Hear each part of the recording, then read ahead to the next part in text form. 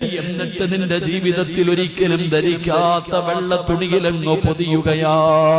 നിന്റെ ജനാസ ഇവിടെന്ന് പൊതിഞ്ഞു.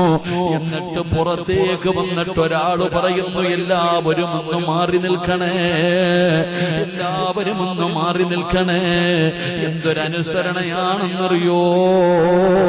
വന്നവരെല്ലാവരും മാറി നിൽക്കുമ്പോ കൊച്ചു കുഞ്ഞുങ്ങളെ എടുത്തുകൊണ്ട് വരുന്നത് പോലെ 6 പേര് കൈയിങ്ങനെ കോർത്തു പിടിച്ചിട്ട് വെള്ള തുണിയിൽ പൊതിഞ്ഞ നിന്റെ ജനാസ കൊണ്ടുവരികയാ. വീടിന്റെ അകത്ത് വിരിച്ചിട്ടിരിക്കുന്ന 3 കഷ്ടം തുണിയുടെ മുകളിൽ കൊണ്ടുവന്നു മലർത്തിക്കിടത്തുന്ന ഒരു ദിവസമുണ്ട് ചെറുപ്പക്കാരാ. ഈ രംഗം എല്ലാവരുടെ വീട്ടിലും വരുമടോ. ഈ രംഗം ഏതൊരു വീട്ടിലും വരുന്ന രംഗമാണ്.